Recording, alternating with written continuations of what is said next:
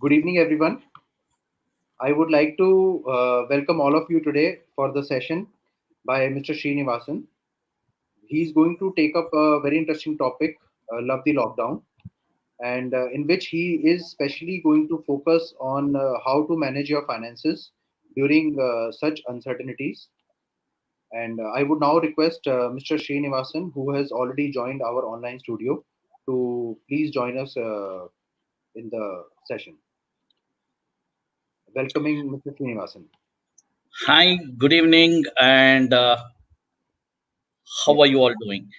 Siddharth, thanks for that introduction, and I'm happy that Yes. people are taking a little time out to understand, reflect.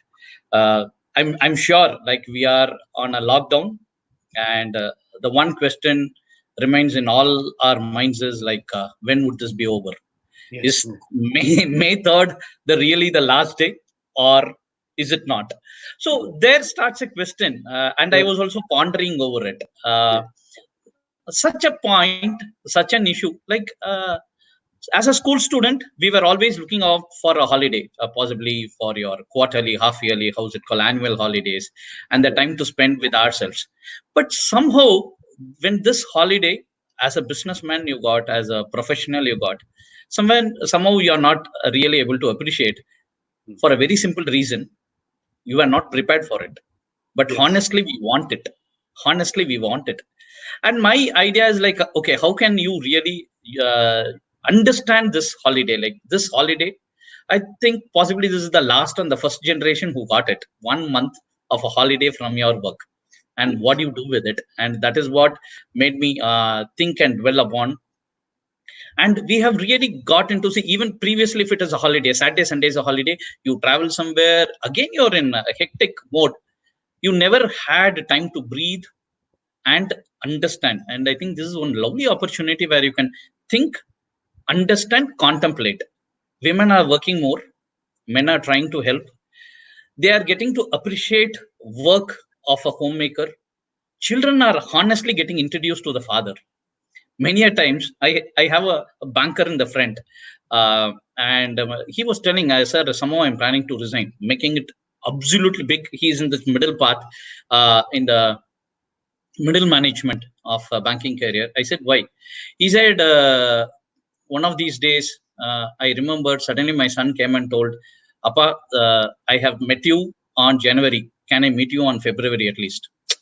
So it was like, he told, like, today my wife makes a joke, a pun, telling like, you're a Sunday father. So that's the Mhm. only time he gets to see you. But Yes. now is an opportunity you can spend, understand, if not the world, I think you can understand your children, understand your family. And family is adjusting to a new normal. It is a lovely vacation where it can bond us together, a dinner together, a tea time together, a laughter, a fight which can resolve inside the house. You don't go out because you can't go out. So you start appreciating these finer things, then you understand, oh my god, why did I fight at all?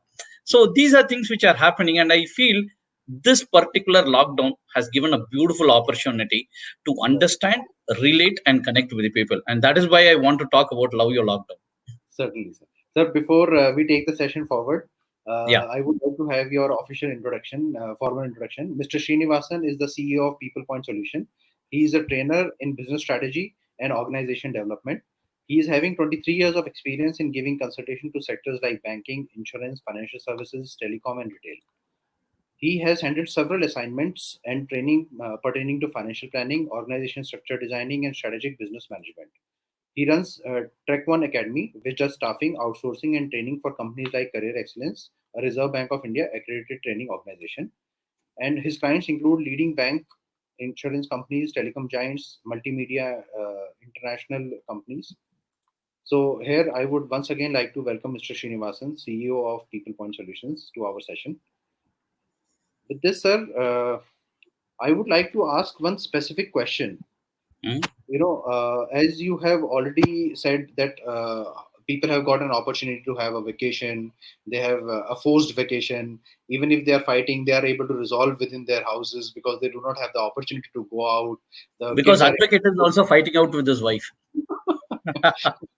so sir, certainly a courtroom where the advocate will certainly lose. Correct. So, this is very interesting that when we are all facing a very strict situation of a lockdown, and you have come up with a very interesting concept of saying how do we really love the lockdown. And when we actually say that we are able to spend more time with our family, with our nears and dears, we are able to spend time enjoying the things which we have really waited for. There are a lot of things which we are not able to do in our regular course because of our busy schedule.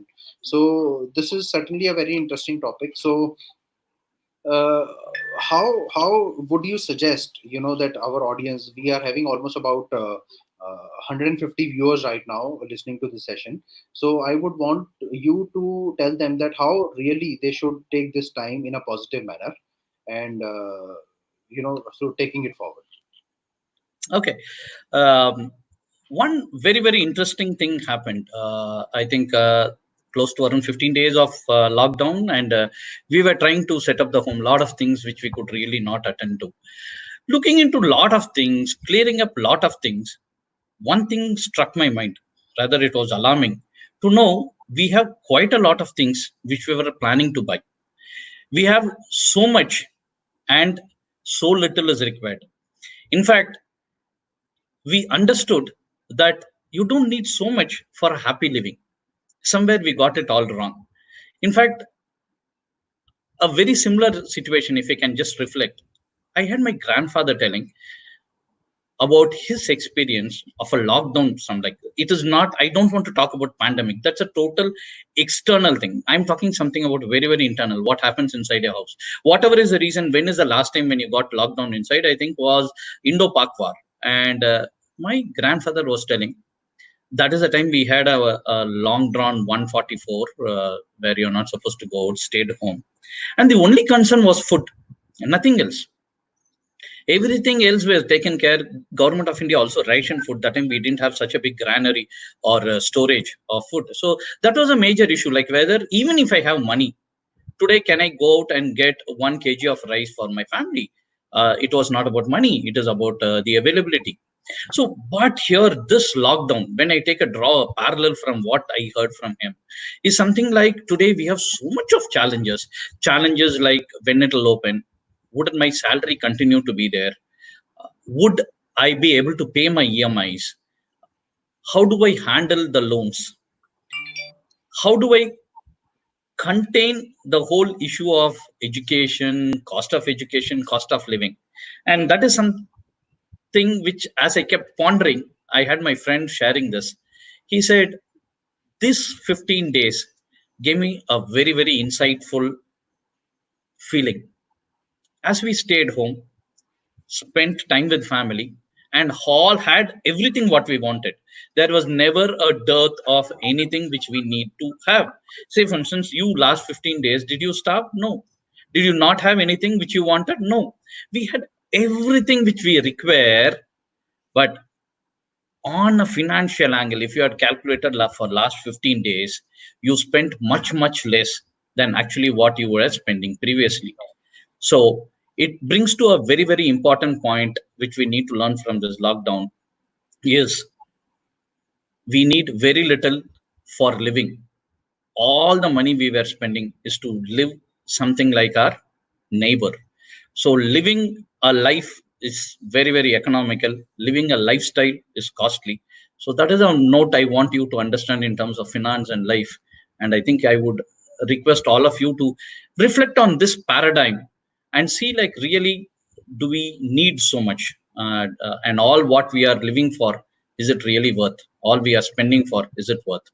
And I feel like end of this, we should possibly have and feeling that we can live with less, and what matters is what we need to be happy about. Already countries like Spain have are talking about minimalistic living. People are living out of 200, 300 square feet houses. And in fact, Oprah Winfrey, in a recent show, when she did and completed, the last line of the interview was, we have less space and more happiness. And I wish this lockdown gives us also that feeling of whatever be the space, there's much more happiness. Over to Siddharth. So, sir, talking about the present situation, there are a lot of Mhm. people who are working in different organizations, and there is Mhm. a general fear that whether they'll be paid on time, whether they'll get a reduced salary, what is going to be the state of affairs once the lockdown is over, Mhm. the people once they'll be joining back, whether they'll be still in the jobs, what the company, what is the situation of the company. So, what is, according, because you're dealing with so many financial institutions, you're dealing with so many corporates, you have a very good hang of the situation internally. So, can you throw some light with this, with your experience in this area? That what is the, whether we should be really worried or should we take it in a stride? How it should be? Definitely, yes. If you're looking in terms of the whole financial ecosystem, it is heavily strained. Uh, we are not sure what would happen, but we can be very clear about how to handle the money or whatever finance we have currently in our hand. To start with, the challenges outside in terms of your EMIs, in terms of your bills to be paid, is going to be there. And one point where I would want to really start off with is people, the viewers who have loans, and there is so much of news happening about this moratorium. The first question is, should we take a moratorium at all? There is a lot of misconception than a real understanding of what this moratorium is all about. People feel like 3 months we need not pay EMI. Some people have opinion that 3 months interest is waived off. Some people feel principal is waived off. The real truth is nothing of this is true. All the principal, all the interest needs to be paid.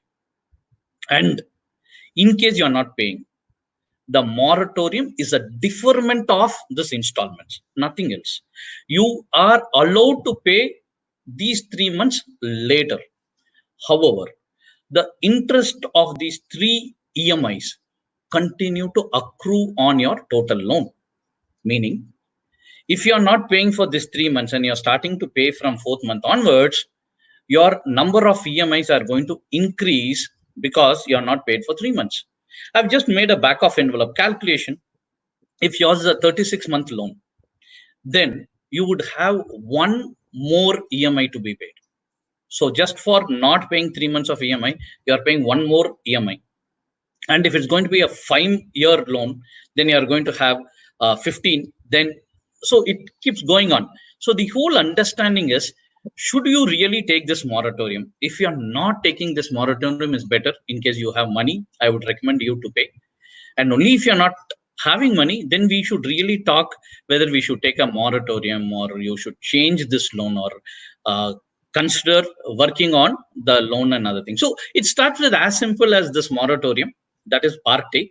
And part B, what I would tell, like, generally it is a practice that the man of the house handles all the finances and he gives money for the wife to run the house. But I feel like this is a time, especially considering people working together, husband and wife both being employed, both being earning, you need to prepare, take some time off today, tomorrow, prepare a kind of a financial document of loans which you have, policies which you have, deposits what you carry, uh, say possibly if you have some policies, please document, understand where it is, and have all of them documented and informed. And third, very very important thing, create a kind of a co-learning system, especially on finance. If you have children, we have never spent time on educating children on finance. We always thought they come for pocket money and we discuss on pocket money. I feel like little bit of financial literacy for children is required. Our spouse needs to know what you are doing, and you should understand something like this moratorium, and you can't just generally go ahead and take this moratorium. I would not recommend you. So in case you have any specific questions, we can talk on that. So that is about your loans, especially loans. I would want to classify like these: credit card loans, personal loans, all your FMCG loans, like the loan on your fridge, TV, washing machine, mobile loans, business loan, and your housing loan. And you 101% need to understand how to use these loans. Should I take a 20-year loan or a 10-year loan for housing finance? It is not that bank telling that you take a 20-year loan. No, That is not right. So these are things which you need to understand. There's a lot of financial understanding on this. Second is on savings. Generally, like before the session, I was just talking to Siddharth, telling like, hey, everyone has an LIC policy. Why did they have LIC policy? Two reasons. Either your brother-in-law is an insurance agent, or suddenly your auditor or someone who takes care of your income tax tells it is better that you will have a benefit on income tax. No, they are not the purpose why you need to have a policy. How much you are invested, what is the cover? Shockingly, 90% of people just know the premium which is paid, and they are not aware how much they are covered. The whole purpose of insurance is to know how much you are covered, and it is not how much you pay. So these are things which we nearly need to know. Possibly during the course of the discussion, we take it up as it comes. But the whole idea is, please make your whole family aware of the finance and finances, and try to spend some time on financial literacy. Sir, many a times it happens that every year we have to do some investments to save some taxation, and we have some premiums which are being paid. So, do you think that we can actually look at this as an opportunity where we can align all our investments together? We can understand what is going to be the outcome of what investment, and we see that there is uh, obviously a big dip, obviously in the stock market also. Hmm. So this is a time for us to realize and understand that how situations can be, and such an unpredictable situation can also happen, and make us better equipped for future times. Do you think Yeah. that is going to happen? Yeah.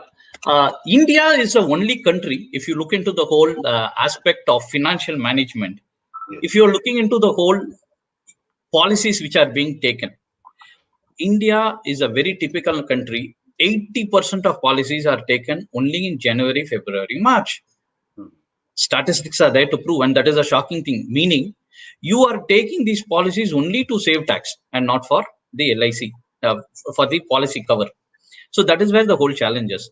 Today, you also have a lot of financial instruments which are called as ELSS, Equity Linked Saving Scheme, which is a stock market driven product. And there are other opportunities like your housing loan where you get tax benefit. So you need to kind of understand how much you are earning and how do you really manage and why you need to invest. But to start with, before questions start coming in, I would recommend you to take a term policy which is only for your death cover. You don't get anything out of it. If you're alive, you don't get anything. If you're not there, you get money. That is something very, very economical. You get it at a very, very fantastic premiums in case if you start off very early. And my general ballpark figure is, please take a policy which would cover 200 times your monthly income. So this, say for instance, if you are 10,000, then I would recommend you to take a 20 lakh loan, a 20 lakh policy. And mind you, for an age of say 30 or 35, this is not going to be more than 6 or 7,000 rupees a year. I think 6, 7,000. Yeah, it'll be a ballpark 5,000 rupees a year. So around 400 rupees, you get a amazing cover. And this is what you can do. And you can take away the investments separately, and that is where you can get into a mutual fund. The third dimension what you spoke about is the markets getting corrected in a very big way. In fact, they say in such fear is where you can make money. When people are running away is where you should enter, and when people all are talking about stock market investment, is that is the time you should exit. In fact, I have my financial guru who told there is a easy way to decide when to get into market. He said when everyone are scared, the newspaper talks about quitting, they're telling the world is going to come to an end, invest. And the best time to start selling off all your shares is when your milkman comes and talks about stock market. Right, sir. So I think that would be a very positive way to look at it. That in another way is how to love the lockdown is basically when we have seen that the lockdown is announced and we started seeing that the stock markets are also coming down. So certainly, there are a lot of people who who were thinking that I should have invested at that time when the price was this, and I should have invested when the price was lower. Maybe it's an opportunity for few of them who were not able to invest at the right time. So obviously the market risks do apply everywhere, But yes. So, sir, coming back to one very important feeling that most of the people are having is about their job security and their salary cuts. So, what do you think? What is going to be the impact of the present situation? Do you think that is obviously going to happen or something? Yeah, let me start with the data points which are available. India has been generally a saving economy. We are not people like who used to spend. In case if you look into a household GDP kind of figures, China incidentally spends 1.5 times of what they earn, but India spends only 83 percentage of what we earn. So possibly 17% gets into savings. But interestingly, it was 30% previously. I'm talking about 15 years back. Now we have started losing our purse, and only 17% we save. So by and large, I understand we still have some saving left with us, and this will be able to cushion. And you should have built some kind of an investments. If you're not built, then I think this is a day. I know when we are talking about kind of a salary reduction to start saving, this can be the best point. You can start saving, or at least plan during this lockdown, like how do you start saving, how little you can start. Now, in case if you are going to have this 20% or a 30% salary cut, and or most of the companies are talking about deferment, they are not talking about a perpetual salary cut. The best way is just go back. People around 10-15 years back, they had something called as a monthly budget, and I think that was thrown away because we went to an economy where we can buy then pay. Previously it was like only you pay and buy, and that changed the whole economic scenario. If you are buying today a 50,000 rupees mobile phone with your cash, I don't think you would do. But suddenly the advertisement comes, tells just pay 1 rupee and take this mobile, and you are going to jump and buy, even if you are decided only to buy a 20,000 rupees mobile. Now this is going to get reversed. I don't think this is going to continue where people are not going to give money that way, because it is on paper. Bajaj Finance CEO came and told 3.5 lakh customers Bajaj lost just last month. So these are the people who really didn't manage their finances. So my recommendation is to make a budget with just 50% of your total income of this month, and see like whether you can fit in. Else loosen it by 10 percentage. Cut out all the frills. Your 1,000 rupee weekend movie for just 2 tickets and popcorn is really not worth it. I think for 10 rupees of popcorn at home and possibly a Netflix movie makes much more sense. So make a budget, stick to it. In spite that you don't get a cut, I pray and wish that you don't get a salary cut, but start living much more sensibly. Let us have it to 50%, and let us start saving 50% to catch up with any eventuality of tomorrow. Sir, one of our audience, they have sent a question to us. They are saying that the situation is really unpredictable. We don't know how much time will it take to get back to normalcy. So the schemes which are being offered by banks with respect to the moratorium and shifting of EMI, obviously they attract interest, and they only are kind of waiving the late payment or a non-payment charge. But do you think it would be advisable to try to hold on to the saving and take the advantage of moratorium and try to postpone the payment of the loans, so that we have at least some funds available with us in reserve? To start with, it's a very pertinent question. I think all of us need to get this point very, very clear. Get prepared for 6 months of your monthly expense. Let it be in your kitty. So we think of rest of things only later, because there is uncertainty of amazing dimensions. You do not know all these variables. What are the variables going around? So it is not as simple as what we think. So get a reserve of 6 months. And in case if you don't have 6 months of reserve, now how much is 6 months of reserve? For instance, if you are earning say 1 lakh a month and you are spending 50,000 every month on your family, that should be an ideal formula. Like if you are spending 70,000-80,000 rupees, please, first step is to sit down today and write, are you unnecessarily spending? Is there somewhere you can cut cost? That is step number one. No qualms over it. I think you need to be very diligent on spending this money. See how much is available. Now, next point is going for a moratorium. In case you have all these EMIs there, and payable. Now, if the 6 months is what you are not having, dig into your resource. I have always found something very interesting, and this came up in one of my seminars when we did after the demonetization. In fact, one of the businessmen came and told, "Sir, my wife seemed to have more 500s and 1,000 rupee notes in her kitty than what I had." So, women by nature has an say a nature of saving. They always used to save cash, and in case if your wife had saved, and I wished she did, see like whether you can use that instead of a bank moratorium, because anyway you're going to pay interest. Why don't you pay it to your spouse is what I would request to do. So try to borrow from possibly your wife rather than the banker. But eventually, if you're not having this 6 months of kitty, then use this moratorium. But a word of caution: moratorium is going to be costly. It is going to increase the number of EMIs.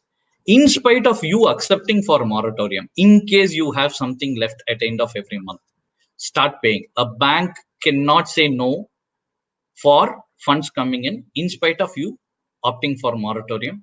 Opt for moratorium as a last choice, but keep paying. Let it, at least a little of it, keep coming, so it will really reduce your burden of extending EMIs. That is what I think I have covered the whole gambit. Yes, yes. So, sir, there is one more question that has just now come. So, they are trying to ask that, if we are having reserve for, let's say, 5 or 6 months, and we can still see some kind of a surplus available with us, do you think it will be a good option to kind of invest presently, or on what type of investment will be a good investment at this point of time? Okay. Once this is done, the next what you need to know is like how much financially you're covered. I would, considering that you have not done anything, I thought for a larger audience, I just would want to tell like how really you need to plan your finances. First and foremost, you definitely need to have something called as a mediclaim, which is generally known, or a health insurance policy. Today, I shouldn't tell this, touch wood, but living long is costlier than dying young. So let us be prepared. In case of any unfortunate event, we are covered on a health insurance. There is something called as the accidental health insurance, which is a very, very economical insurance. You should have that as well. Third should be something called as a hospital cash, which is like for your dependent who's okay coming with you, staying. That is not covered in insurance. Okay, that is also coming at on a very, very economical price. Fourth, what you should have is called as a super top up, which is an health insurance policy, which is over and above a particular amount. See, these four, you may ask like, why don't I take one single policy? It's going to be very exorbitant. So you take these four policies, it will be very, very, very, very economical. If you're going to take for a family of 2 plus 2, my ballpark figure is it'll cost around say 800 to 900 rupees a month. 20,000, no, yeah. So 20,000 is 200, 300 rupees a month is what it will cost. Please plan it, stay protected. That is number one. Number two is loss of economic value, and that is where I would recommend you to take a term policy. If these both are done and these both are funded for, next we come into savings. In savings, I would recommend, as current context, how things are going, I would recommend you to apportion a bit into your PPF account. In case you have a PPF, then that is still the highest paid. You can get a small into FDs. And depending on what is your age, in case you're young, between not more than 40, I would recommend you to allocate 50% into, say, mutual funds, go in for equity, go in from good quality equity mutual funds, get into a kind of a SIP route so that the commitment is not felt. Every month it keeps going. And this is something a very beautiful opportunity to get into gold as well. There are a lot of macroeconomic factors telling like gold would come into fancy because of the uncertainty.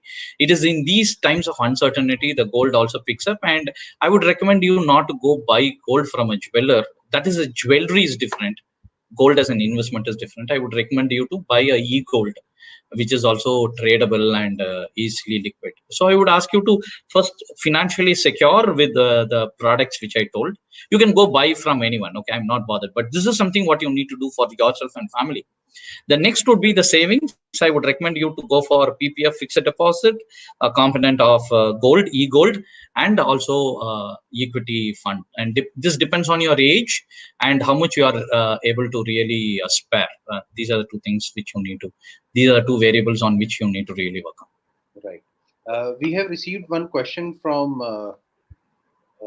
Mr. Sai Manoj Kumar Babu. How will the debt fund perform after the market recovery? So, Okay. Yeah.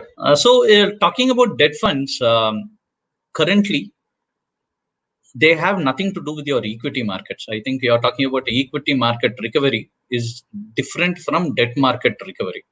Debt market is basically based on your T-bills, the government borrowing, the CDs, and other products which corporates get, which is called CPs, commercial papers. So these are things which actually constitute debt market.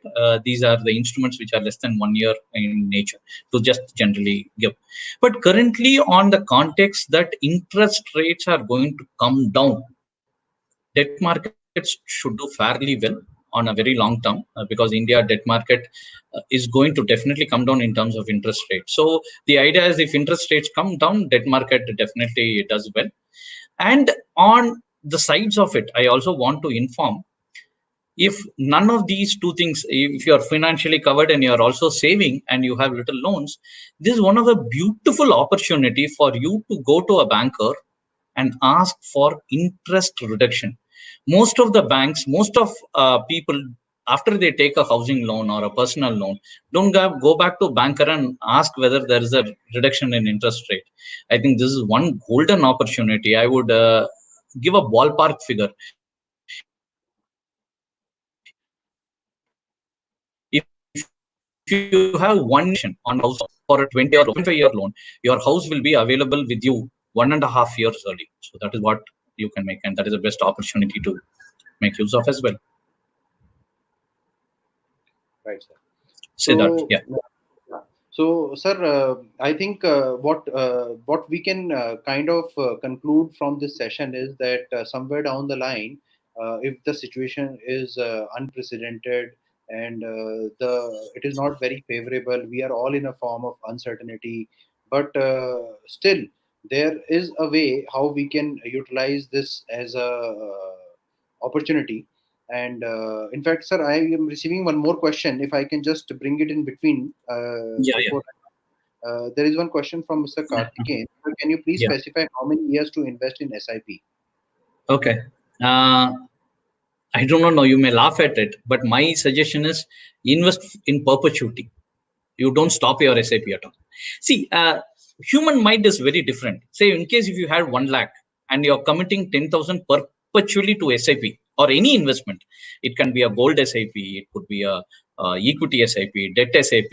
Meaning, like what for a general understanding, SIP is a monthly commitment. Systematic investment plan is what it is called technically on an expansion basis.